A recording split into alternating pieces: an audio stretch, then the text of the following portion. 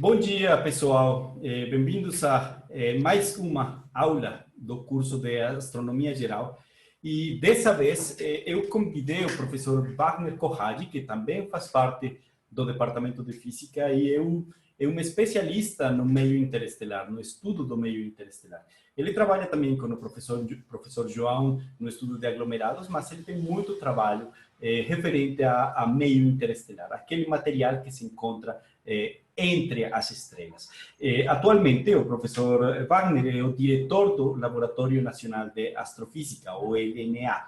E o LNA é responsável pela participação brasileira em vários telescópios. Então, professor Wagner, muito obrigado por participar da aula do curso de Astronomia Geral.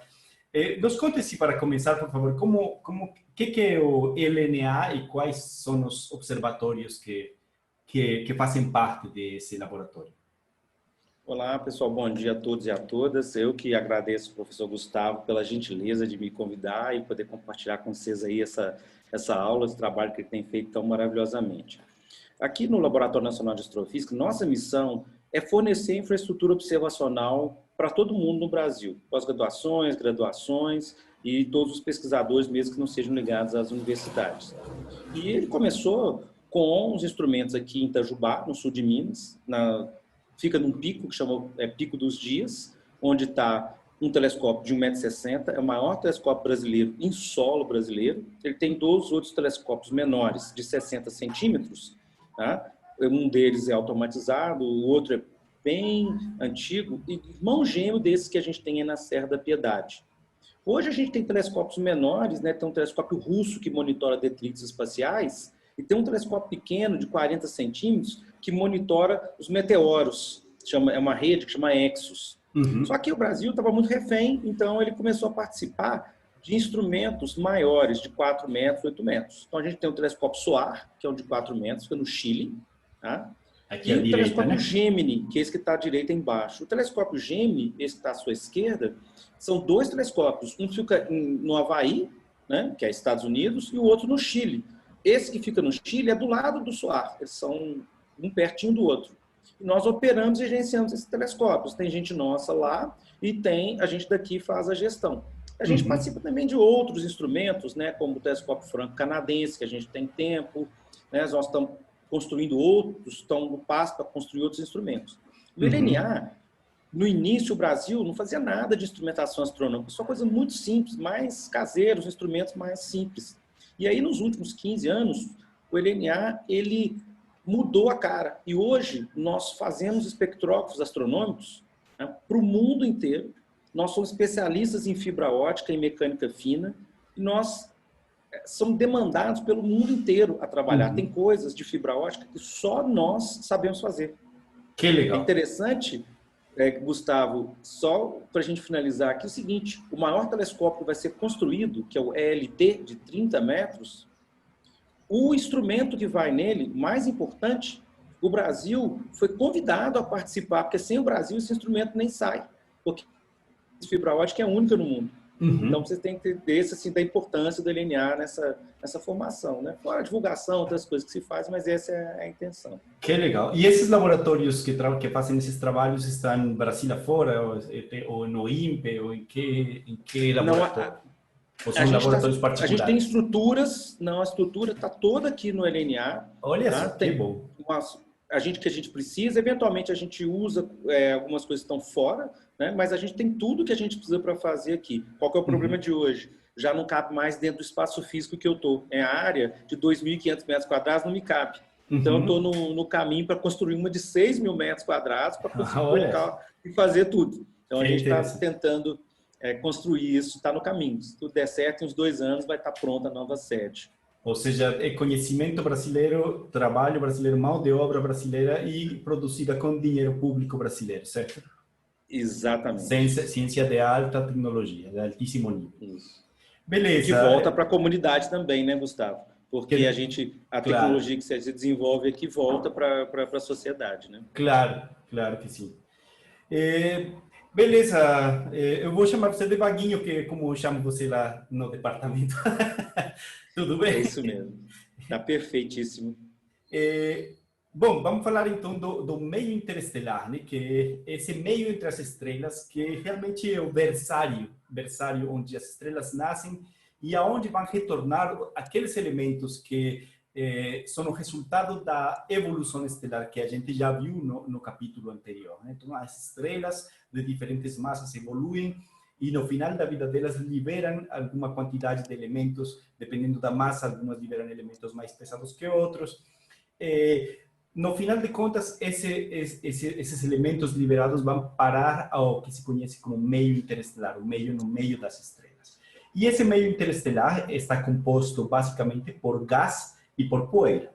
O gás é material atômico, sobretudo, e a poeira é material molecular, como veremos daqui para frente. Então, nessa aula, vamos estudar as propriedades desse meio interestelar e como se catalogou algumas das regiões que fazem parte desse meio. Então, começamos pelo gás, né? Está basicamente constituído por átomos e moléculas pequenas. Esse gás é transparente a todos os comprimentos de onda. O gás não bloqueia a radiação. Já a poeira é mais complexa.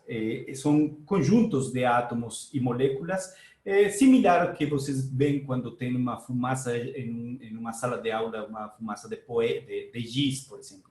Ou quando vocês estão na estrada e tem muita névoa, que vocês não conseguem ver para frente na estrada, essa névoa é muito parecida à composição com aquela poeira interestelar. Agora, essa poeira tem umas propriedades que obstruem a luz, assim como a névoa. Por que ela obstrui a luz, Vaguinho? Qual é o principal motivo para essa poeira afetar a transmissão da luz? É uma coisa que é interessante de você perceber o seguinte. Você está na sala de aula, com um monte de pessoas sentadas. Está cheio de gás, não está? A gente está respirando. Você respira, você está vendo, está cheio de gás. Esse gás, ele é transparente. Ele não absorve a luz que está passando. Porque não interage com a energia da interação da luz com esse gás, tá? Ela não consegue absorver a luz. Não tem transição.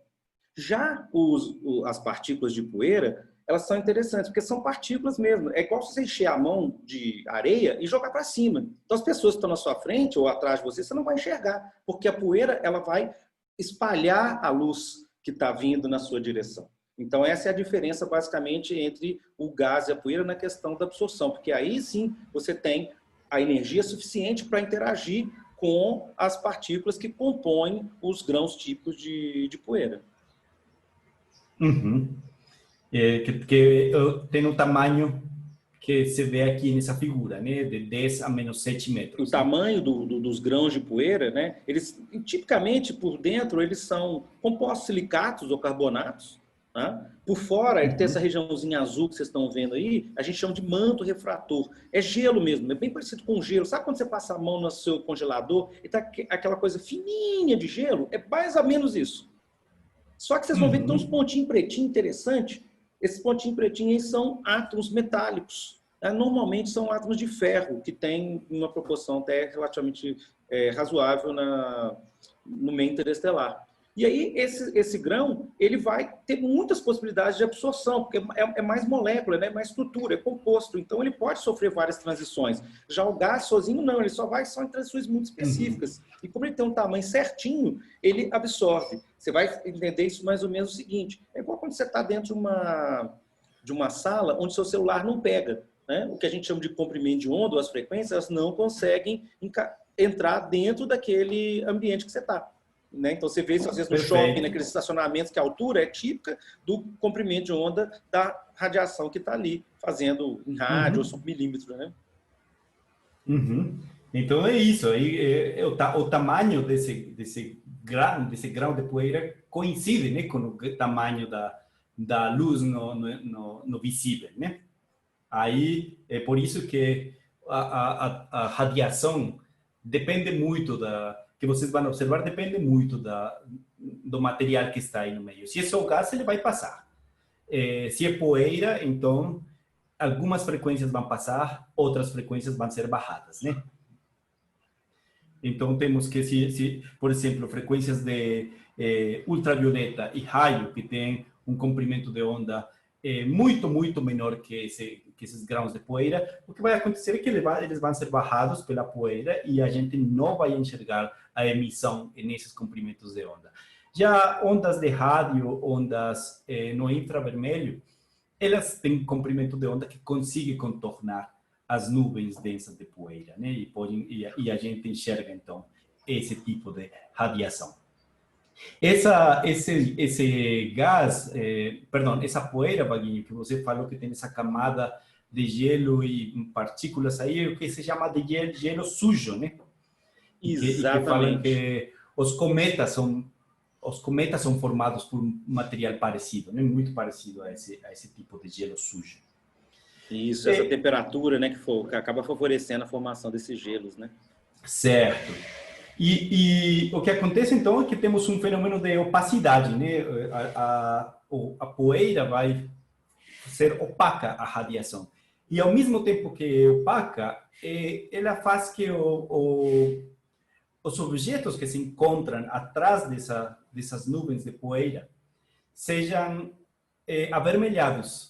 A emissão que esses objetos têm sejam avermelhados, como você vê nessa figura aqui no centro. Vocês têm um espectro de corpo negro, de essa estrela que está atrás de uma região de gás, e o que vocês iriam ver depois da região de gás é o espectro que está embaixo, que, se vocês veem onde está o máximo, está deslocado para as frequências mais vermelhas. Se chama avermelhamento. Por que esse fenômeno acontece, Vaguinho? Por que ficam mais vermelhas as estrelas por trás da nuvem de gás? A absorção, ela é que a gente chama de seletiva, né? Essa que a gente chama de extinção, que é a absorção e o espalhamento da luz. O que acontece? O tamanho do grão vai absorver mais na luz de comprimento de onda azul do que na luz de comprimento de onda vermelho. Então, o que vai acontecer? É parecido com o que acontece quando você está no pôr do sol, né? Quando o sol está pindo em cima da sua cabeça, você vê a luz meio amarelada, meio esbranquiçada, que ele passa quase tudo, né? Agora, o céu fica azulado, porque o azul é espalhado para o lado. Uhum. Agora, quando o sol se põe, está próximo de se pôr, você tem muito mais poeira próximo do horizonte. E o que vai acontecer? Essa poeira espalha o azul para cima, né, dos lados, e o que vai passar é o comprimento mais vermelho. Uhum. A única diferença entre esse tipo de espalhamento, esse que é do Sol, quando o Sol está se pondo, são partículas mais tipo aerosóis, né? E algum tipo de poeira é um pouquinho diferente do que você tem no meio interestelar. Então, a dependência... Química, né? Isso, a composição química e tudo. Então, a dependência da luz, né, do comprimento de onda da luz com a absorção, no caso do Sol, é com lambda elevado a -4, né? Ou a frequência elevada à quarta potência. Uhum. Já, né, como vocês podem ver no gráfico, o que vai acontecer? No meio interestelar, é proporcional ao comprimento de onda da luz elevado a -1 ou é proporcional à frequência. Então, na verdade, o que vai acontecer é, quanto mais azul, mais absorvido. Se você pensar assim em energia, é muito simples. A luz azul, o pacotinho de energia, ele tem mais energia do que o da luz vermelha. Então, ele consegue interagir mais com o material que está ao longo do caminho do que o que a luz vermelha. Então, essencialmente, é isso. E é por causa da composição, tamanho, toda essa lógica que vai funcionando. Uhum. Esses dias, né, que a gente está tendo, infelizmente, um monte de queimadas Brasil afora e aqui na região de Minas Gerais, enxergar o sol depois das 5 da tarde, ele fica realmente muito vermelho, né? Ele está ficando bem avermelhado, que é por esse fenômeno que o Vaguinho acabou de falar. E a gente já viu essa imagem quando falamos de magnitudes estelares. O avermelhamento vai contribuir sendo um número positivo na magnitude aparente. Então, veja, ele vai aumentar a magnitude aparente. E lembre-se, quanto maior a magnitude aparente, menos brilhante é essa estrela, né? É uma relação inversa entre o fluxo luminoso e a magnitude aparente. Então, quando colocamos esse fator de avermelhamento ou de extinção no cálculo da distância, utilizando o módulo da distância, vamos simplesmente a estimar uma distância, a superestimar a distância àqueles objetos. Eles podem aparecer mais distantes do que eles realmente são. No final da aula, o Vaguinho vai falar um pouco mais sobre como se aplica essas coisas, como se determina, né? Como a aplicação astrofísica para determinar distâncias a objetos de gás e poeira. E interessante, Gustavo, é só para o pessoal prestar atenção nesse A da absorção, o que acontece? Ele está diminuindo o brilho da estrela. Então, se ele diminui o brilho da estrela, qual que é a sua sensação? Que a estrela está mais longe, porque ela está mais apagadinha, porque a luz vai diminuindo com a distância. Ou seja, se você coloca uma poeira na frente, parece que aquela luzinha está pequenininha lá longe. Não, aí você tira a poeira, o negócio é um farol que está colado perto de você. E esse efeito, que esse A que a gente tem que levar em conta, que é a absorção. Aí você pode pensar da atmosfera, do meio interestelar. Só que a gente normalmente, né, esse A, aí é o A da absorção interestelar que a gente usa. Né? Perfeito, perfeito. Obrigado pelo exemplo, que é muito claro isso, muito bom. Bom, falando das propriedades, aqui temos uma variação bem grande, né? No meio interestelar, as temperaturas podem ser desde alguns kelvins até milhares de kelvins, dependendo de onde que eles se encontram. Se essas nuvens de gás e de poeira estão próximas de uma fonte de radiação, então a temperatura vai aumentar. Se elas estão mais distantes de uma fonte de radiação, a temperatura, obviamente, vai diminuir. Na média, esse meio interestelar é frio.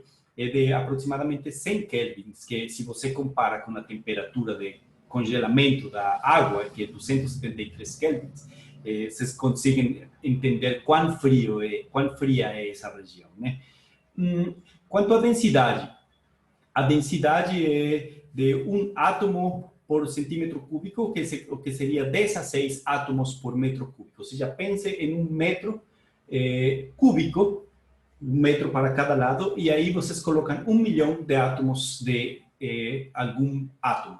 Essa é a densidade do gás. É realmente muito pouco. A poeira tem uma densidade um pouco maior, né, 10 a 12 átomos, né, por metro cúbico.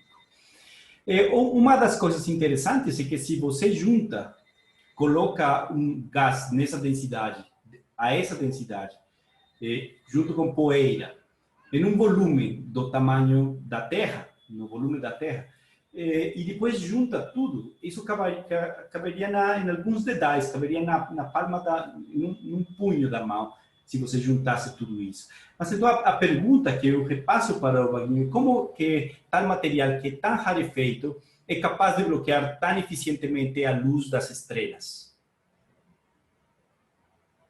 Olha, Gustavo, pessoal, imagina o seguinte: o gás, né, mesmo você juntando ele bastante, ele vai continuar transparente dependendo do comprimento de onda da luz. A poeira, ela vai absorver mais. A gente viu isso, né, na conversa. Mas o que acontece? Mesmo sendo muito rarefeito, mas pensa no tamanho, nas dimensões que você tem do meio interestelar. Tudo bem, imagina o seguinte: você pode até olhar e passar por uma nuvem e um gás só. Um pouquinho só, mas aí você vai encontrando outra, vai encontrando outra, vai encontrando outra. O que vai acontecer ao longo da distância? Você vai roubando luz, vai roubando luz, vai roubando luz, você vai apagar bastante. Então, esse é o efeito. Apesar de ser muito rarefeito, quando a gente chama de integra, né? Quando você olha e soma tudo, o impacto é que você vai remover uma quantidade absurda de luz, porque nós estamos falando de uma quantidade em distância, né, que é enorme, trilhões de trilhões de quilômetros, e uma quantidade grande de poeira. Quando você leva, então, essa densidade, você coloca todo mundo junto. Né? Pensa bem, nós estamos falando por 1 metro cúbico, mas agora pega 1 metro cúbico e multiplica por trilhões de trilhões. Aí você vai aumentar a densidade. Claro, claro. Aqui tem algumas distâncias só para comparação, né? A distância típica entre estrelas é 1 parsec, e o tamanho típico da estrela é 10 a menos 7 parsecs. Então, você tem, separando uma estrela da outra, tem 7 ordens de grandeza, né? Ou seja, é muito material que pode estar aqui nessa região. E quanto à composição química, então, o que temos é, sobretudo, hidrogênio, né? Falando do gás, né? E esse hidrogênio se encontra em 2 formas. Se encontra na forma de molécula, H2, e também se encontra na forma de hidrogênio atômico. E quando ele está na forma atômica, temos hidrogênio neutro, que é H1, e temos o hidrogênio ionizado, que é H2, né? Temos também hélio, numa proporção menor, 30%, e temos também elementos mais pesados, que são os que chamamos metais, né? Carbono, oxigênio, silício, ferro. De todo jeito, a distribuição de elementos pesados que se observa no gás interestelar é bem menor do que se observa, por exemplo, na atmosfera de uma estrela.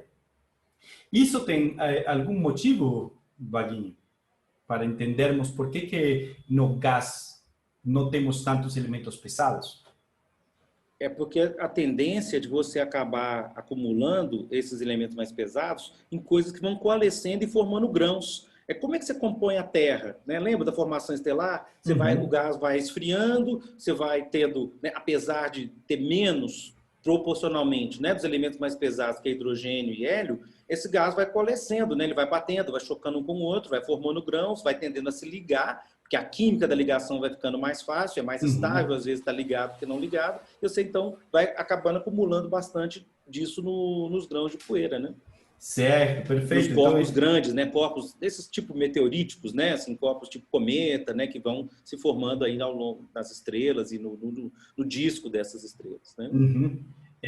Como os primeiros estágios da formação planetária, né? Essa acumulação de pequenos grãos, né? Então isso já explica, bom, esse gás se distribui em nuvens mais densas que tem 10 a 3 partículas a cada centímetro cúbico, ou no meio internuvens, né, que é uma densidade ainda menor. Mas isso que acabou de falar o Vaguinho, sobre a coalescência desse material, já explica a composição química da poeira, que é o que já acabamos de falar, né? Silicatos, carbono, ferro, que são abundantes no gás, né? Então, eles não estão na forma atômica, sino que estão na forma molecular e estão dentro dessa poeira, esse gelo sujo que cobre umas regiões que têm mais silicatos ou carbonos, né? Muito bem. Essa figura que o Vaguinho me enviou para essa aula, ela explica muita coisa sobre a distribuição do gás e da poeira em diferentes regiões do meio interestelar. Vaguinho, você poderia falar sobre essa figura aqui, explicar o que ela mostra? Olha, é bem interessante, vocês podem ver, tem essa região mais amarelada, chamada um gás coronal. Olha para você ver a temperatura que está colocada aí, 10 a 6 Kelvin, 1 milhão de Kelvin. Né? Tem gente que pergunta, Kelvin ou Celsius? Pô, nessa de 1 milhão não vai fazer a menor diferença, né? A gente gosta de rir bastante. Agora, olha só que interessante, está do lado da informação. 10 a menos 2 partículas por centímetro cúbico. É muito rarefeito, é o gás mais rarefeito. Ele ocupa 70% do volume. Agora, por que ele fica quentão, muito quente? Porque a temperatura é uma temperatura cinética, né? Ou seja, se você der um pouquinho de energia para uma partícula, como ela não encontra ninguém do lado para trocar energia, ela fica igual uma maluca, indo para lá, para cá, com aquele monte de energia. Ela não encontra ninguém para trocar energia. Então, ela não termaliza, né? Ela não vai conseguindo abaixar a temperatura.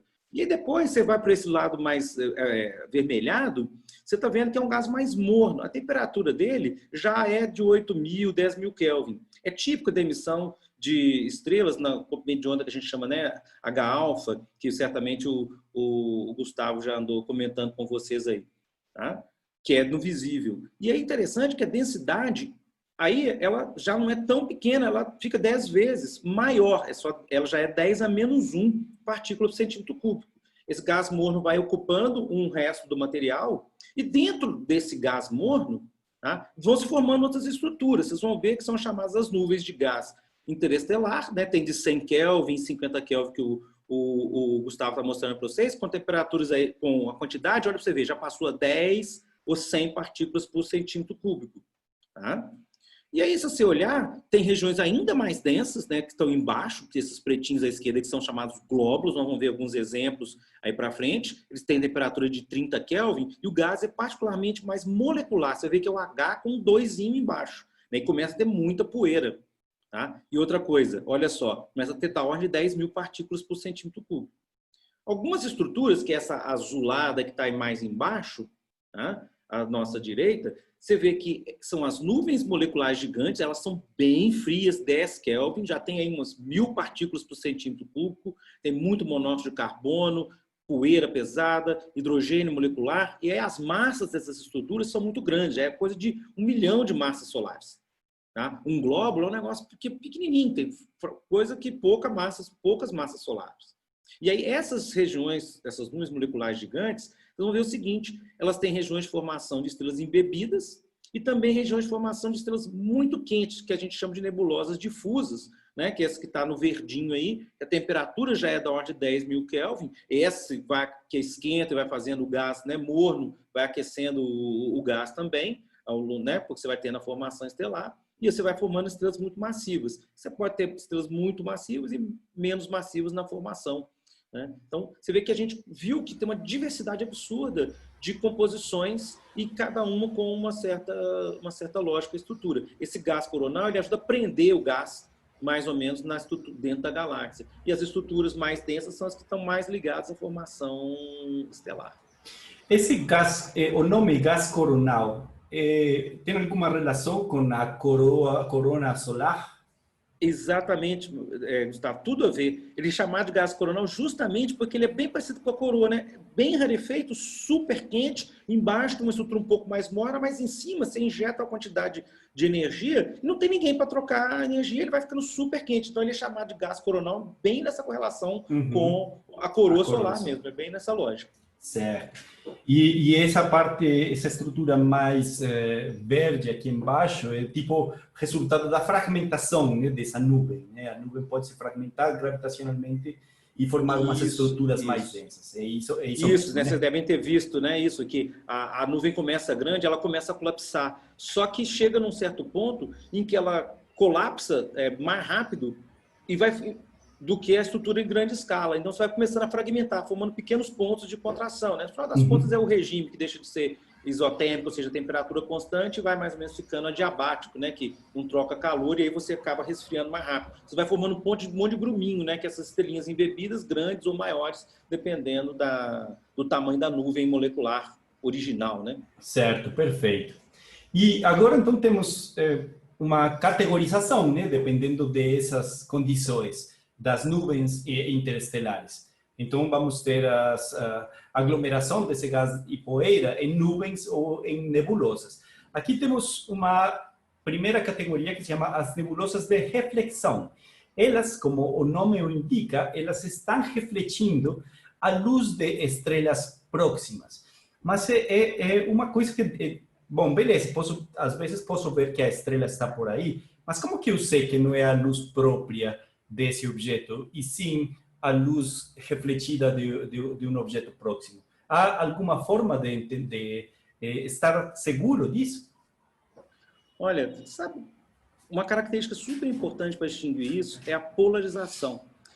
Sabe esse óculos que você usa, né, de sol, que ele corta a luz, vai sendo refletida no chão, na mesa? Por que ele... Pois as moléculas estão orientadas e organizadas de maneira que a transmissão da luz é atenuada. É a mesma, aí a coisa que vai acontecer é mais ou menos o seguinte: essa polarização é por reflexão, igual a luz que bate na mesa e reflete. A polarização chega a 70%, 80%. Então você consegue perceber que a luz não está vindo da estrela, porque a luz vindo originalmente da estrela é intrinsecamente não polarizada. Claro. Por que ela é não polarizada? Porque você tem um átomo emitindo para um lado, para o outro, na verdade você não polariza para lugar nenhum. A emissão não tem preferência, não é preferencial. Mas aí sim, você reflete, vai só as que estão numa determinada direção. Então a gente consegue saber que essa luz está vindo da reflexão, né, que está aí no material, no gás em torno dessa estrela. Perfeito. E também temos, então, as nebulosas de emissão, onde o processo que permite que elas sejam observadas não é a reflexão da luz, sino que elas mesmas estão emitindo. Elas estão próximas de estrelas tipo O e B. E como vocês viram na aula de tipos espectrais, essas estrelas O e B têm o máximo de radiação no ultravioleta, ou seja, elas emitem bastante energia. A energia emitida por essas estrelas é suficiente para ionizar o gás. Então, se a região está cheia de hidrogênio neutro, essas estrelas vão ionizar esse gás de hidrogênio e, posteriormente, ele vai se recombinar. Recombinar é quando aquele elétron que estava fora, ele pula para dentro novamente do átomo, ele recombina com o seu átomo, forma hidrogênio neutro, e nessa recombinação emite uma quantidade de energia. Essa energia que é emitida é a que vocês veem nessa imagem, por exemplo. E essa energia está em que comprimentos de onda, Vaguinho? A energia da recombinação. Exatamente, você vê que tem tipicamente na região do visível, né? Uhum. E algumas vão cair no infravermelho. Uhum. Tanto é que o Em Hubble, geral, né? visível e infravermelho, a maior parte dessa radiação emitida. Por isso que a gente vê bastante, né, essa nebulosa de emissão, a temperatura da ordem de 10.000 Kelvin, 8.000 Kelvin. Aham. Essa tanto é que são fotografias tiradas pelo Hubble, né? Que captura um pouquinho do infravermelho e, sobretudo, no visível, né? Exato. Isso, muito bem. Esse vídeo que o Vaguinho me enviou também para essa aula é sensacional. Ele mostra, aproxima uma região. Bom, essa região aqui próxima do Cruzeiro do Sul, como que chama, Vaguinho? NGC 3603. Ele é o saco de carbono, né? Uma coisa assim. Isso, saco de carvão na esquerda. Essa aí é uma outra região. O saco de carvão estava pertinho do Cruzeiro do Sul. Uhum.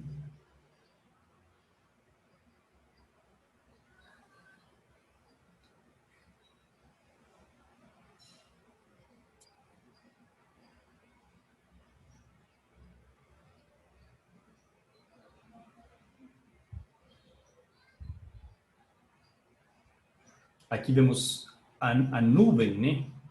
Que são as regiões escuras. E também vemos as estrelas que estão sendo formadas nessas regiões, né? Que são berçários de formação, né?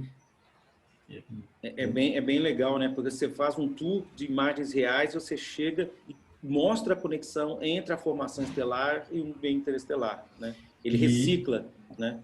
E ele combina imagens de diferentes comprimentos de onda também, né? Combina o visível, que é onde vocês podem ver algumas dessas nuvens, com o infravermelho, que é onde vocês conseguem ver as estrelas que estão por trás daquela região. Aqui temos algum exemplo de uma região basicamente pequena da Via Láctea, que tem duas dessas nuvens. A nuvem M20, que é essa região um pouquinho maior, perdão, menor aqui, e a M8, que é uma região um pouquinho maior. Esse aqui é um zoom, aquela região maior, M8. Então, vocês veem como o tamanho é 14 parsecs, né? O que estávamos vendo agora. É uma região muito grande. E tem 2.600 massas solares. Já essa outra região, M20, que está aqui, e aqui está o zoom de M20, tem simplesmente 4 parsecs, é menor, e tem por volta de 150 massas solares. Ou seja, se essas duas regiões estiverem colapsando, o número de estrelas que vão produzir vai ser realmente diferente, né? A nuvem tem temperaturas também, para o caso, ligeiramente diferentes, porque eu imaginaria que a densidade é parecida, né? Como vocês veem aqui, uma é 100 milhões de partículas por metro cúbico e a outra tem 80 milhões de partículas por metro cúbico. E a outra região aqui no centro é a nebulosa Trífide, que tem 3 regiões de poeira que são chamadas de nuvens escuras, né? Tem alguma coisa a adicionar a respeito a essas 3 regiões aqui na figura? Não, interessante é isso, né? Que é a conexão do meio interestelar com a formação estelar. É a quantidade de estrelas que vão surgir aí, principalmente na formação estelar. E você vê que tem várias estruturas. Tem nuvem grande, consegue produzir mais estrelas, nuvens menores vão produzir menos. E aí isso define se você consegue produzir muitas estrelas muito massivas ou vai ser muitas estrelas mais do tipo menos massivas, né, que a gente viu. Aqui temos outro exemplo. Esse M8 é o mesmo que estava lá em cima. E agora, fazendo um zoom, podemos ver a estrutura do gás. Isso aqui eu acho fascinante, porque você pode ver, numa região tão distante, você pode ver como é a nuvem, né? É como se você enxergasse uma nuvem no céu e você vê a forma da nuvem. Aqui vocês veem essa região. E esse é outro que são as que às vezes chamados pilares da criação, né? Que são essas 3 nuvens que têm uma estrutura de pilar, né? são alongadas. E eu já mostrei uma imagem de... Esses são os dedos de Deus, né? Os dedos que a gente de costuma Deus. dizer, né? Que você vê que parece os dedinhos da mão tocando e criando, né? Exatamente. Fazendo nascer a estrela e... Mostrei na aula de formação estelar como vista essa imagem no infravermelho, se consegue ver por trás um grande número de estrelas, né? Bom, e quanto às nuvens escuras, as nuvens escuras são grande parte do meio interestelar, né? Se chamam nuvens escuras. São nuvens de poeira, são mais frias, né, que suas vizinhanças, e tem uma densidade como de 10 a 3 átomos ou partículas por centímetro cúbico. Vejam, essa é a densidade que, se vocês pensam 1000, dizem, é muito. Não, não é muito, é pouco, é nada. Uma densidade de 1000 átomos por centímetro cúbico é a melhor, o melhor vácuo produzido em laboratórios aqui na Terra, tem essa densidade. E isso aqui já é vácuo. Câmara limpa do Departamento de Física, onde se fazem muitos experimentos a vácuo, não chega a ter uma densidade tão baixa quanto isso. Certo, Wagner? Isso. E interessante é o seguinte, né? É só você pensar o seguinte, qual que é um centímetro cúbico? Pensa na cabeça do seu dedo. Pensa no ar, um centímetro cúbico de ar que está aí na sua frente. Quantos 10 a 26 átomos tem aí? Compara com só 1000zinho. Então, é essa a diferença. Então, é essencialmente um vazio absoluto, né? Bom, e essas nuvens escuras são bem grandes, né?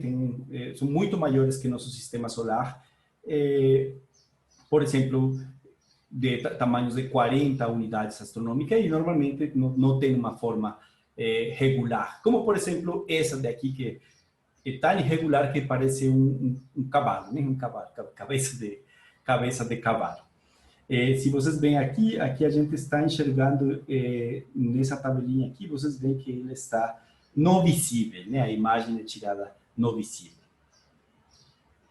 Essa outra imagem aqui, ou essa transparência, mostra a comparação de essa nuvem, que eu não sei o nome, mas o Vaguinho sabe muito bem. É Rho-Ophiuchi, está na constelação de Ophiuco, e Rho é a sequência em classificação perto da estrela Rho-Ophiuchi, que é uma bem brilhante que tem nessa direção.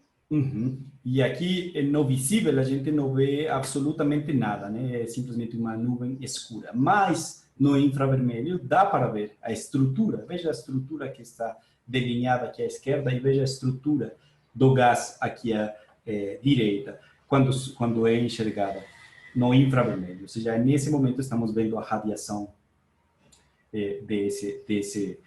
dessa região. Essa é outra imagem sensacional que me passou o Vaguinho, que é a constelação de Orião, que eu já tenho mostrado várias vezes nesse curso.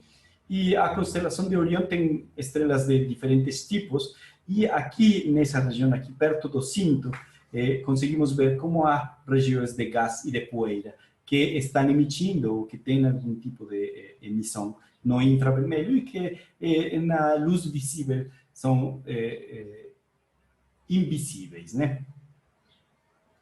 Isso, interessante é que exatamente, se você olhar, essa região que está super verde, muita emissão no infravermelho, é a região de formação estelar. Essas daqui, né? Essas regiões são exatamente onde está formando uma quantidade absurda de estrelas. E Órion é uma região de formação de estrelas de alta massa, prioritariamente, né? Certo. Bom, e como se observa, então, uma das perguntas talvez mais importantes dessa aula, como se observa as nebulosas de poeira e a nebulosa de emissão?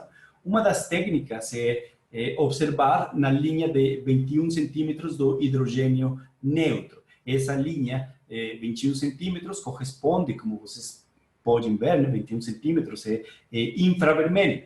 E corresponde a uma temperatura, se vocês transformam esse comprimento de onda a energia, e depois tentam estimar a temperatura dessa região a partir da energia térmica, a uma região de 100 kelvins. Ou seja, uma região fria, comparada, por exemplo, com o ponto de congelamento, que é 273 kelvins. O que acontece? Por que se forma essa linha? A gente já viu, por exemplo, a linha de H-alfa, né? E ela se forma a temperaturas de entre 8.500 e 10.000 kelvins, ou temperaturas altíssimas. Por que essa linha de 21 centímetros do hidrogênio neutro se forma a temperaturas tão baixas? Só um detalhe, né? Essa linha de 21 centímetros, ela está na região de rádio, né?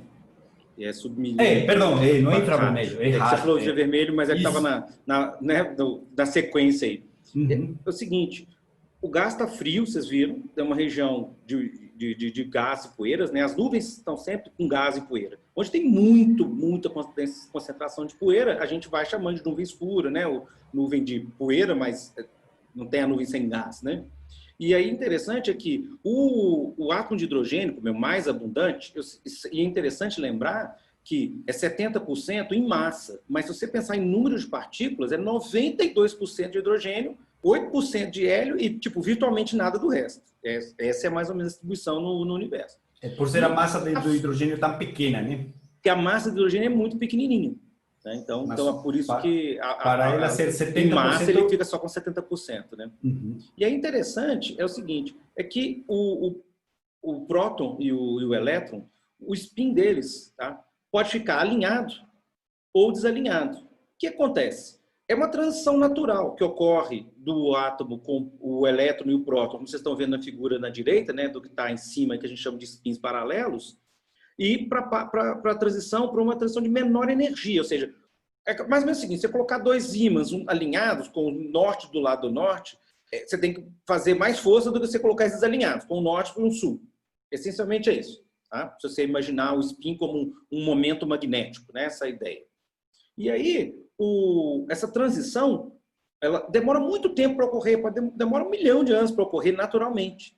Só que como a gente tem tanto hidrogênio, você vê uma quantidade de transições dessa, muitas transições ocorrendo, mas é porque você tem muitos átomos de hidrogênio. E essa transição, ela tem exatamente o comprimento de onda de 21 centímetros, a frequência, né, 1402 MHz, que você exatamente consegue observar e detectar e saber que é especificamente do átomo de hidrogênio neutro. Certo. É muito interessante isso, né? A transição leva muito tempo para acontecer, mas temos tanto material no meio interestelar que no final se observa coisas como essa imagem daqui, né? Se vocês observassem com um radiotelescópio. Eu normalmente, Vaguinho, tenho umas imagens que aparecem quando eu cometo um erro e eu depois escuto a aula e eu cometo uma gafe, assim como agora que falei infravermelho, aí vai aparecer uma imagem assim falando que na verdade era rádio. Então aqui nesse espectro é possível ver essa linha 1420 MHz, correspondente a um comprimento de onda de 21 centímetros, e vocês veem que é evidente, é bem clara a formação dessa linha, né? Ela pode estar um pouquinho desviada para um lado para outro, e isso já sabemos porque acontece, né? Simplesmente porque pode existir movimento relativo dessas nuvens. Mas aqui, essa figura de intensidade contra a frequência mostra que claramente aparece a linha de emissão de 21 centímetros, né? Mostrando, não deixando dúvidas que essa região do meio interestelar é uma região que tem muito hidrogênio neutro, né? Bom, então temos essas nuvens interestelares, o gás ionizado, isso vão formar regiões H2, né? São regiões que estão próximas de estrelas, né? Normalmente essas regiões se conhecem assim, regiões H2, são nebulosas de emissão. Lembrem-se, o material dessas nuvens é ionizado, hidrogênio 2, e depois recombina e ele emite.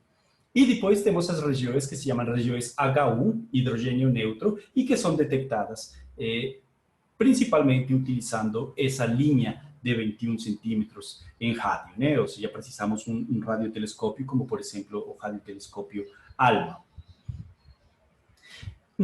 Beleza, e agora passamos à terceira categoria que estava lá naquela imagem que o Vaguinho nos mostrou, que são as nuvens moleculares gigantes, são regiões realmente muito grandes, e como o nome indica, são regiões que têm o hidrogênio principalmente no estado molecular. Então veja, temos hidrogênio H1, H2, mas esse 1 e 2 são romanos. É importante fazer essa distinção que agora essas nuvens moleculares vão ser regiões de H2 também, só que é um hidrogênio neutro, é um hidrogênio molecular, perdão. ele já está em forma de molécula.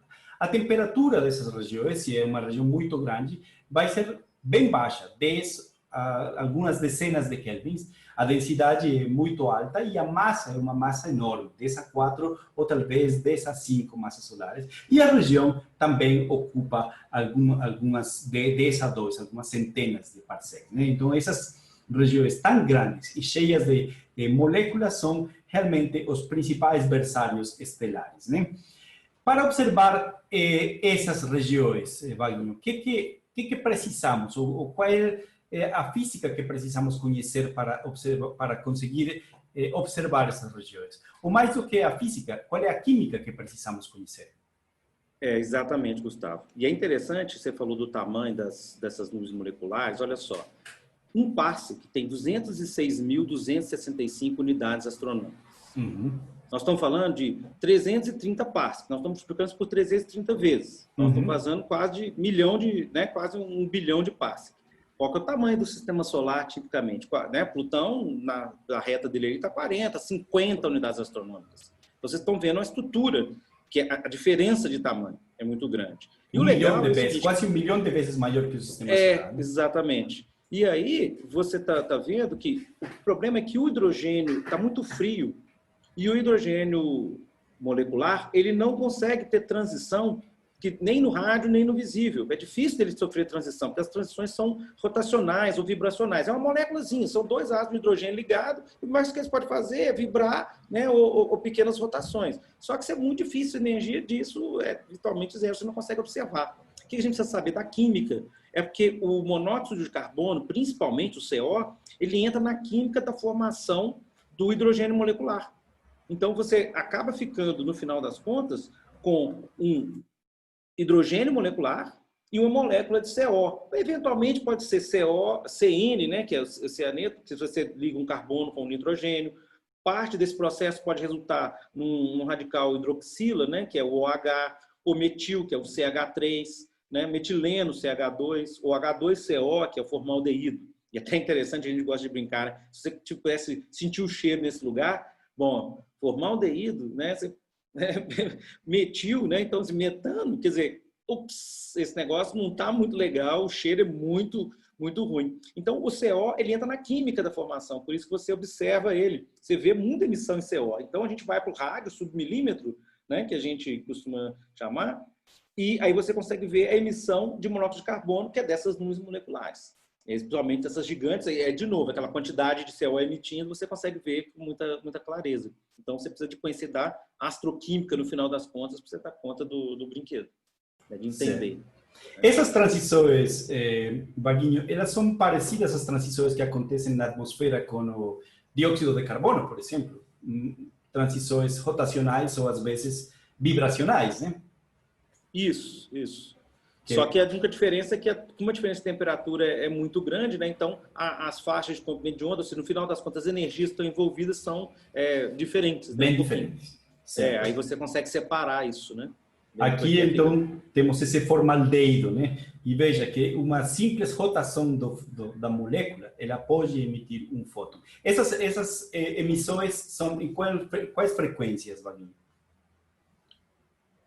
A gente chama de novo no rádio, só que é no rádio um pouquinho maior, não é tipo 21 centímetros, né? Então ela vai para... começa, às vezes, chegar até perto do infravermelho também, né? Então você vê, a gente costuma chamar submilímetro e infravermelho distante, tá? Essa é mais ou menos a faixa de frequência que a gente vê muito dessas emissões aí, né? A gente precisa detectar. Certo, e essa imagem que também foi passada por você, ela mostra a detecção, né? Isso, olha que interessante. Se você olhar a figura da esquerda, você fala assim, como é que você sabe o que tem? Gente, espectro. Você abre a luz nos seus vasos comprimento de onda e você vê as emissões. Igual a gente tinha visto lá no 21 centímetros. Olha a quantidade de coisa doida que tem. Você tem SO, né? Você tem óxido de silício, óxido de enxofre. Aí você tem umas moléculas esquisitas, com umas transições estranhas. Olha para você ver. HC15N. Se você olhar na figura lá na direita, o item B, olha para você ver na figura direita o B lá. Olha só, um H, um monte de carboninho e nitrogênio. Não tem essa molécula aqui na atmosfera, ela não forma, porque a densidade é muito alta, a temperatura é muito alta, ela não vai rolar. Você vê coisas que são tipo anéis de benzeno, que é esse C na figura da direita. Você vê o D, que é essa molécula, que é um fulereno, é um C60, são 60 carboninhos formando uma que a gente chama de buckball, né? Uma bolinha carbonada, e outras moléculas de todo quanto é tipo, né? Umas bem estranhas, outras que são bem conhecidas. A gente até colocou a tabelinha no meio aí para vocês poderem ver, coisas que são, né, conhecidas, que são mais diatômicas, tipo o hidrogênio deuterizado, essas são importantes porque estão no início da formação do universo, né? Vários radicais, né? E você tem essas moléculas malucas aí com 13 coisas atômicas, HC1, 11N, né? E aí vai. Então, é só você olhar e você vê que tem coisas que são bem estranhas e que não estão aí, não são formadas na Terra. E na figurinha da esquerda, você vê que tem umas interrogações malucas lá. Por quê? Porque a gente precisa olhar com mais cuidado. Então, a gente precisa da física aí bastante, né, Gustavo? Porque você precisa saber quais são as transições possíveis dessas moléculas. No rádio, no submilímetro, né? A maioria delas não tem emissão no visível, né? Dessas transições rotacionais e vibracionais. Então, você vai tendo que juntar a física aí para poder identificar no espectro o que pode estar produzindo essas linhas aí, né? Na intensidade, né? nessa frequência. É um pouco essa discussão de como se forma a fosfina na atmosfera de Vênus, né? Você precisa umas condições específicas para que essa fosfina se forme. E, bom, uma das possibilidades é que a fosfina lá tenha uma origem biológica. Então, nessas regiões, tem que ter as condições específicas para a formação dessas moléculas, né? E até eu até escrevi um artigo para a FAPEMIG, né, que saiu no site, depois vocês podem ir lá olhar, que é o seguinte, a gente viu lá em Vênus o pum do boi. O problema é, tem um boi lá? Não sei, você tem que descobrir se tem um boi. Porque você vê o subproduto. Para ela produzir, tem que estar alto na atmosfera, não pode estar baixo. E a gente vê na Terra que esse tipo de fosfina é resultado de alguma coisa que envolve decomposição, né, de material. Ou seja, o boi teve que comer lá o capim e aí no processamento sai fosfina. E esse treco também no pum do boi, né? Então você viu o pum do boi. Até agora o boi mesmo ninguém sabe onde é que está. E é isso que é interessante, né? Agora a gente acha que é o que tem a ver com coisas humanas, porque é um subproduto que na Terra você vê associado com coisas de decomposição. Mas tem gente que acha que não, então tem que estudar. A física e a astroquímica está, né? O pessoal está ensandecido tentando estudar e entender isso daí. Entender, né? Falando no pum do boi, Vaguinho, veja aqui você tem o metano, né? Que o metano é... Então, o que vocês vão cheirar lá no meio interestelar vai ser um pouco de metano, um pouco de formol, né? Coisas realmente muito fortes, né? São coisas muito características, né? Então, que a gente conhece bem na Terra, por isso que a gente conhece bem o espectro, né? Agora, antes de passar ao exemplo de aplicação e de pesquisa do Vaguinho, temos alguns exemplos de nuvens moleculares e de alguns dos objetos que foram apresentados ao longo dessa aula. Então, essa nuvem aqui, uma nuvem de gás e poeira, chamada Barnard 86. A gente já viu bastante, já vimos essa imagem em outras aulas. Temos uma região de gás e poeira e do lado temos uma região de formação estelar. Essa imagem aqui, eu esqueci de colocar um nome nessa figura. Qual região que é essa, Vaguinho? Eu nem lembro mais, viu, Gustavo? Porque é tanta região. Tem que olhar. Mas é basicamente o que você vê em um monte de lugares no espaço, né? No meio interestelar. Mas o mais interessante aqui é a comparação, porque é exatamente a mesma região, né? Isso.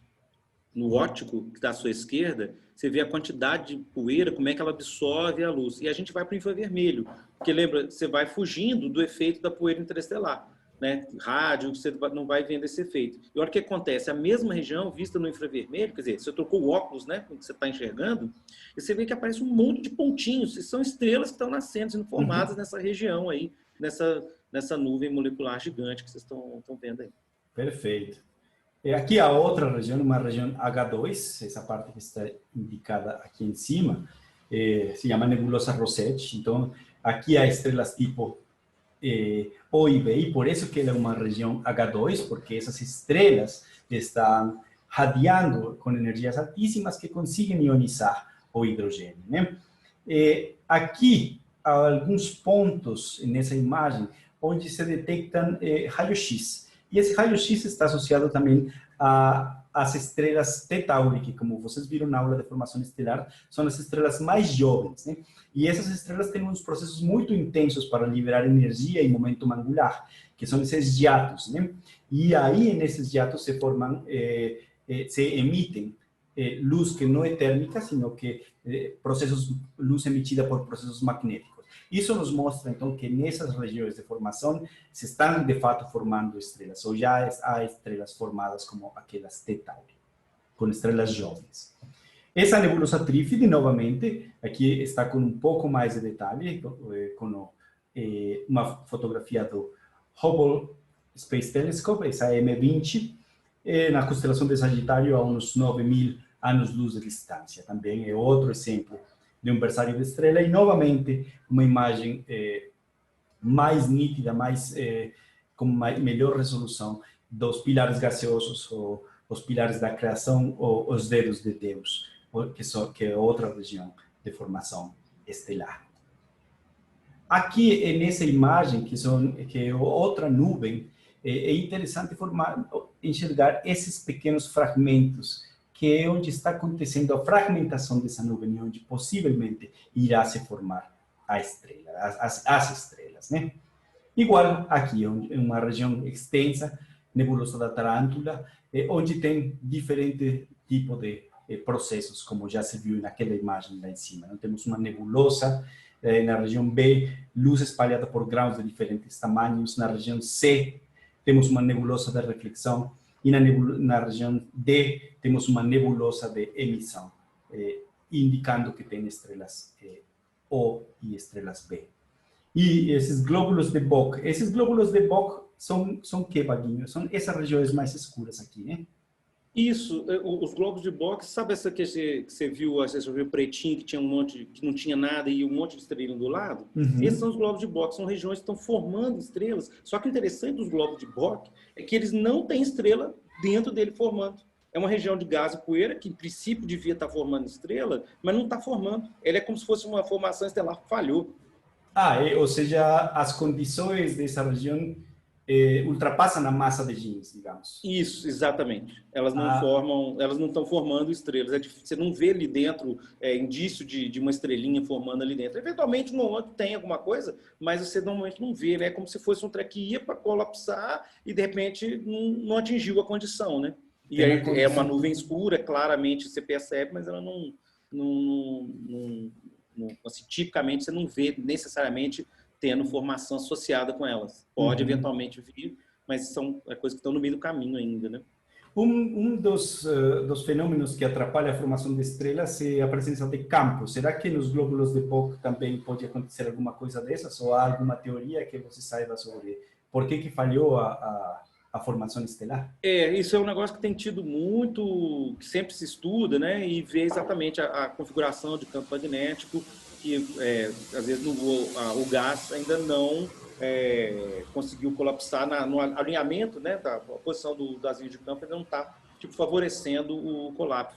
Isso pode ter também a ver com a rotação, então é um negócio que muita gente tem muito estudo ainda, né? Muita gente estudando. São difíceis, né, de mapear, porque também são muito escuros, você não consegue ver se tem alguma coisa ali, né? Então você tem que ir para o infravermelho, aí ao que você vai para o infravermelho ele aparece, você vê as estrelas que estão no fundo, né? Então é muita coisa que a gente até está tentando, a gente estudou 2 desses globos, está tentando também trabalhar nessa linha aí, né? Perfeito. Então, essa é a última transparência que eu tenho aqui. Agora eu vou parar de compartilhar a tela aqui, porque o Vaguinho vai compartilhar a tela dele. E a gente vai ver um trabalho sobre a pesquisa do Vaguinho, um projeto de pesquisa. Ele está sendo levado com uma aluna sua, Vaguinho, você falou? Tem um conjunto de alunos que estão trabalhando e certo. A gente, vocês estão conseguindo, né? Eu estou enxergando aqui sua tela. Minha tela. É o trabalho que a gente faz na linha de física do meio interestelar, né? Eu trabalho muito na direção do meio local, está meio próximo da gente. Aquela imagem que a gente começou no começo, né, nós fizemos uma viagem, né? E aqui, ó, vocês vão reconhecer o Cruzeiro do Sul, aqui, ó, as estrelinhas estão aqui, ó. né, com a intrusazinha aqui do lado, e essa estrutura que está aqui é chamada de saco de carvão. É uma nuvem dessas, né, de poeira escura que vocês estão vendo. E olha que interessante, tem várias outras à medida que você vai na direção do centro. Essa que você está vendo aqui, ó, que parece um cachimbozinho, é a nebulosa da Pipe. Essa aqui, o Gabriel Frank, que é um professor aqui da UFMG também, estuda há muito tempo, muita caracterização. Aqui que a gente estava falando do Ophiuchi, olha, está aqui, ó. Lupus e Ophiuchi está aqui, ó. Essa região que está aqui. E é interessante, né, que são regiões de gás e poeira, elas estão bem fora do plano, você tem várias estruturas, elas estão perspassadas aí ao longo do caminho entre nós e o centro da galáxia. E o interessante é que a gente quer estudar a conexão dessas nuvens. Umas que eu comecei lá no meu doutorado, estava estudando, essa nuvem saco de carvão, com dois risquinhos que vocês estão vendo aqui, ó, esse aqui chama Mosca, né, constelação da Mosca, e aqui embaixo ó, tem 1, 2, 3 risquinhos aqui, até um pouco mais difíceis de ver, é a constelação, essa aqui está na constelação do Camaleão, então são as nuvens do Camaleão. Olha que interessante, a poeira, lembra daquele ar que a gente falou, da absorção? Eu posso usar e colocar ele no eixo vertical. E eu posso colocar a distância da estrela no eixo horizontal. Esse gráfico é o que eu chamo de um diagrama de excesso de cor por distância. O que é isso? Se a nuvem, né, está a uma certa distância, as estrelas que estão antes da nuvem não estão com a luz absorvida. As que estão atrás da nuvem vão estar com a luz absorvida.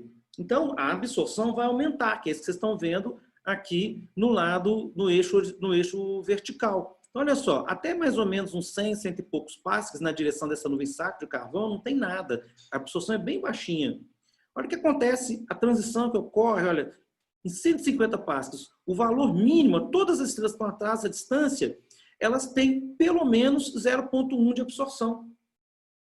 E olha que legal, a absorção também aumenta exatamente, ela já fica grande, ela não vai crescendo aos pouquinhos, ela fica super enorme, olha, ali em 150 passos, quer dizer que você encontrou a nuvem, ela não é um negócio contínuo, né? Você tem partes mais densas e menos densas, mas você atravessou a nuvem. A estrutura que está colocada aqui, ó, é uma estrutura que tem uma espessura ali de uns 50 passos, um pouco menos. Tá? E olha que legal. Olha aqui a região do Camaleão e do Mosca, que é essa região que está embaixo aqui. Ó. Olha o diagrama de absorção, né, que a gente chama de excesso de cor. Né, aí depende do sistema de filtros que a gente usa. Esse que eu usei aqui é um sistema de Strongling, que é um pessoal lá é um dinamarquês, onde eu fiz né, parte do meu doutorado. E olha que legal, também olha, na mesma distância de 150 passos, antes não tem nada e de repente tchuf, dá uma transição aqui ainda é mais aguda ainda. Olha para você ver, mesmo valor de 0,1 e ampliado também. Ou seja, a gente atravessou uma estrutura que parece ser uma lâmina, né? Assim, parece como se fosse uma folha de papel que se atravessa, com diferenças de densidade. Ou seja, a gente inculcou e falou assim, será que esse treco está junto? E aí vocês vão ver que a gente vai mostrar que, na verdade, parecia que esse grupo que está na frente ó, também tem distâncias parecidas e talvez esteja associado muito a essas regiões escuras aqui. O que a gente fez? O Gabriel Franco, né, foi meu orientador no mestrado, quando a gente começou a fazer isso. E vocês vão perceber aqui, se eu só dar um enter aqui, ó, essa região aqui é a nuvem do saco de carvão. Essa região aqui é a nuvem da Mosca, aqui do Camaleão. O resto está permeado de material também. O que a gente fez? Poxa, eu, na mão, tive que fazer a seleção disso, fazer um programa que hoje eu gasto 0,1 segundos para obter os dados. Eu tive que fazer um programa que lia um CD, que muita gente nem deve saber o que é mais, o que é CD. Só tinha um leitor de CD no Brasil, que ficava aqui no NNA. Aí eu tive que pegar um pedacinho do arquivo do banco de dados e fazer o programa para ler no vazio. Depois eu mandei para o pessoal aqui, eles rodaram o programa, me mandaram os dados. Você tem uma ideia? Eram 1.053 estrelas que sobraram, num total de quase 1 milhão de estrelas que eu tinha que processar, das que eu precisava para trabalhar. Então, assim, era um negócio muito doido. Hoje em dia eu consigo pegar essa lista, sério, em 0,002 segundos eu cutuco o botão na internet e sai lá. Então, há 30 anos atrás, a gente sofria, então vocês vão saber disso. Olha que interessante, eu peguei essa área e fiz os gráficos de excesso de cor por distância. Separei ela em várias estruturas, olha só, mas é a mesma cara, olha, 150 sobe, dá 150. Os que estão dentro, os que estão fora, não interessa se está fora de onde estão aqueles contornos mais densos, olha, a coisa é a mesma. Interessante, né? Essa coisa, olha, se eu vou para baixo, lá perto do Camaleão, olha, você vê a mesma estrutura, a mesma transição. E a gente concluiu que esse negócio de verdade estava ali numa distância de 150 passes. Pequena diferença de absorção mínima entre onde está, né, aqui a nuvem, desculpa, eu fui para o lado errado, onde está aqui essas regiões mais densas da nuvem, a absorção um pouquinho maior, e essas que estão espalhadas aqui, um pouco menor, mas todas na mesma distância. Então a gente concluiu que esse treco estava unido. Ué, mas, ok, se eu pudesse olhar a região onde a gente está, o Sol, aqui onde o Sol está, de cima, eu veria que as tais nuvens moleculares que a gente discutiu, essas grandonas, olha, tem várias delas, elas estão formando uma estrutura que parece que a gente está num buraco vazio, e tem várias delas com vários tamanhos. O tamanho aqui diz sobre a quantidade de massa que elas têm. As mais escuras estão para baixo do plano, até como se estivesse para dentro da tela. E essas mais claras, que vocês estão vendo aqui, ó, elas estão mais para fora, né? Se eu só posso botar um laser pointer aqui para facilitar, para vocês entenderem. Ó. Essas são muito grandes, o Sol está aqui, e a gente parece estar numa região meio vazia aqui. Ó. Aqui está o saco de carvão, aquele que eu falei com vocês. Ó. E aí fica aquela coisa, será que tem aqui? Ó? Olha que doido. Quando eu superponho, eu vejo que eu estou numa região vazia, mas parece que tem bolhas, regiões que as estrelas evoluíram e o vento estelar, né, a explosão de estrelas, criou essas estruturas, várias dessas bolhas. E essas bolhas parecem estar interfaceando e elas que vão meio que fazendo essa região que parecia um vazio. E aí resolvemos estudar isso. Tá? Quando a gente resolveu estudar, olha que coisa doida. É como se o Sol tivesse uma estrutura que a gente chama de bolha local, e numa determinada direção, aquela que eu estudei, que é do saco de carvão do camaleão, essa direção que está aqui, ó, é como se existisse uma outra bolha aqui. Ó. Se eu pudesse vê-la de lado, essa estrutura meio tridimensional. Ué, se ela é tridimensional, eu estou numa bolha e tem uma outra bolha, natural que eu veja uma interface, né? E o pessoal estudou e achou que essa interface, se eu pudesse vê-la de frente, tá? Se eu estivesse daqui, ó, olhando nessa direção e visse a interface, eu veria que, olha, a região do saco de carvão e da mosca, aquela lupus, o Rolf-Uck, lembra que o Gustavo estava querendo saber? Está aqui, e tivesse um anel de interação entre elas. Eu vou mostrar uma outra figura aqui, olha que doido. Esse aqui é emissão em raio-x. Onde tem hidrogênio neutro, esse que a gente viu, olha, eu não tenho emissão do raio-x, porque o raio-x é absorvido. Olha só que legal. Essa já é uma imagem de emissão de hidrogênio neutro. Olha só, onde eu tenho muito hidrogênio neutro emitido, é onde eu não tenho emissão de raio-x. Olha só, tem uma anticorrelação. Olha.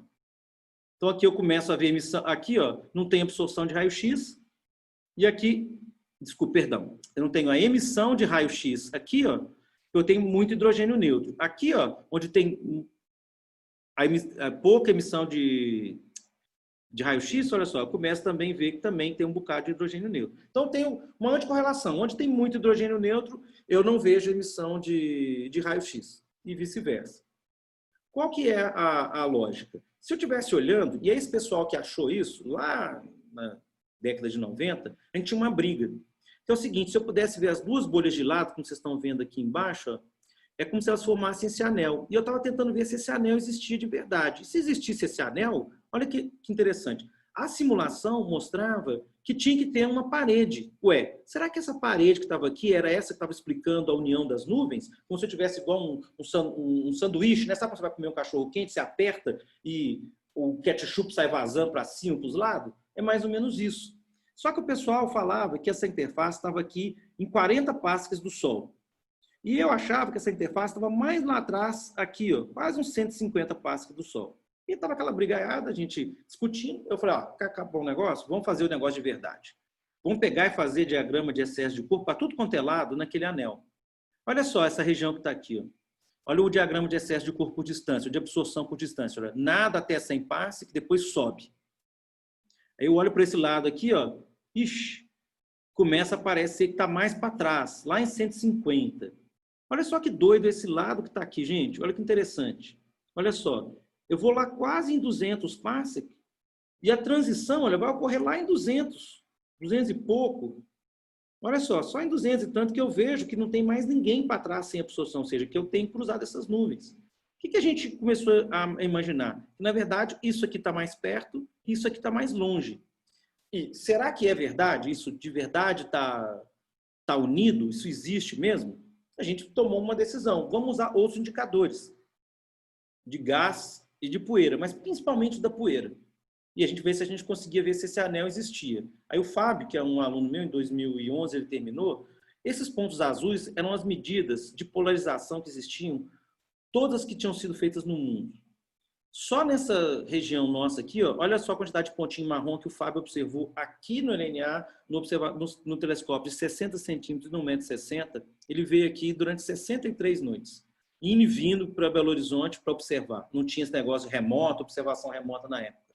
A gente tinha umas 1.000 e poucas estrelas, só o Fábio levantou mais ou menos 900 estrelas aqui. Então, assim, esse foi um trabalho interessante. E olha só o que resultou disso.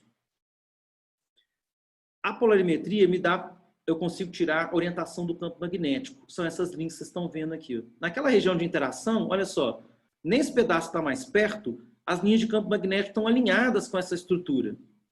Mas olha o outro lado, aquele que eu falei com vocês estava lá longe, olha, não tem polarização, não tem organização nenhuma, só vetor para todo lado. Olha só essa região aqui, nem tem nada. Parece que não tem poeira, não tem uma descontinuidade da poeira. O que a gente achou que pudesse ser, aquelas distâncias, talvez não tenha essa região anular. Aquela coisa de bolha, uma conectando na outra, esse anel não formou. Então, esse trabalho foi um trabalho super importante. Olha para você ver aqui, olha o saco de carvão aqui, ó, olha como é que está tudo alinhadinho onde tem a nuvem de poeira. Aqui você tem o camaleão, você tem essas estruturas aqui, ó. Outras, está vendo? Olha, muito bem organizado. Mas aqui não, é completamente desorganizado. Então, mostra para a gente que esse anel provavelmente não existe. Isso resultou em uma publicação que saiu em 2011, né, das mais importantes que a gente tem.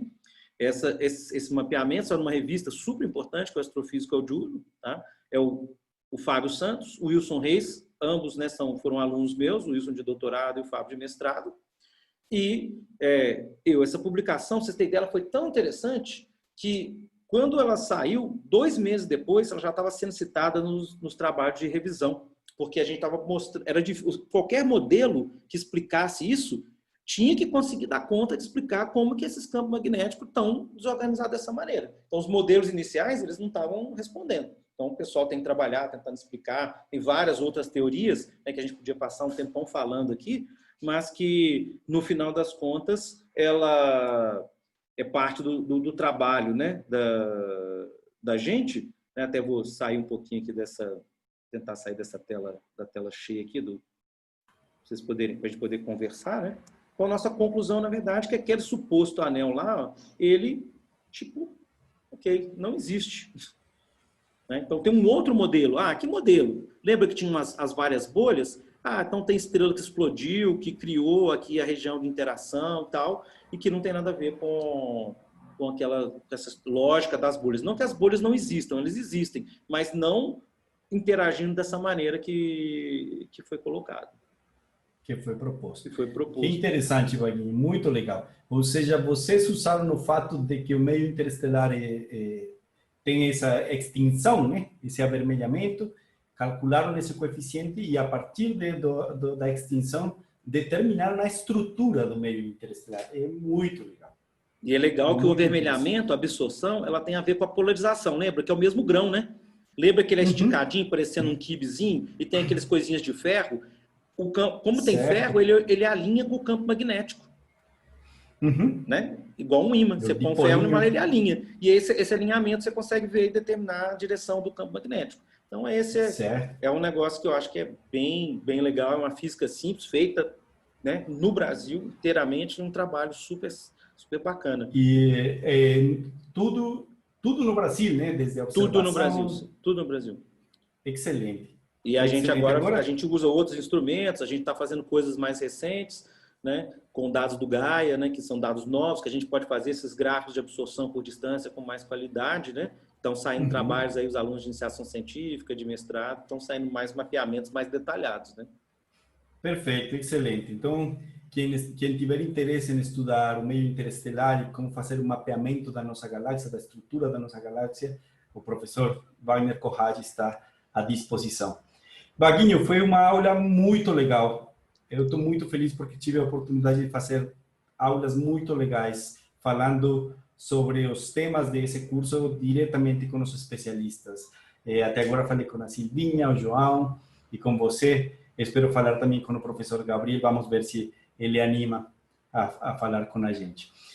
Mas muito obrigado mesmo. Eu acho que os alunos estão gostando muito desse tipo de aulas, porque é o conhecimento de primeira mão, né? Está sendo muito legal. Eu que agradeço, Gustavo, a oportunidade que você está me dando aí de compartilhar contigo e com os alunos esse conhecimento e unindo tudo. Eu acho que é uma mudança, né, de paradigma que a gente está tendo.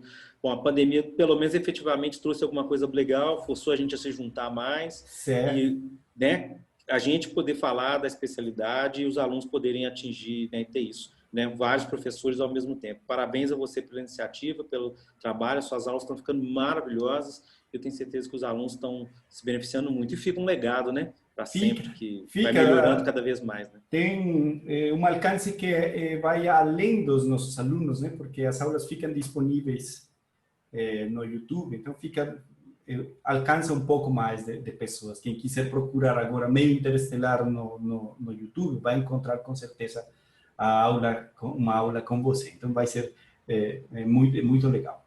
Obrigado, Vaguinho. Vou encerrar aqui a nossa gravação e tudo de bom para você aí no comando do LNA. Espero que tenha muito sucesso e que a astrofísica, que é esse laboratório que é o mais importante laboratório de astrofísica do país, vai muito para frente. Não tenho dúvida disso, sobre o seu comando. Obrigado, Vaguinho. Até Obrigado, um abraço, pessoal. Tchau, tchau.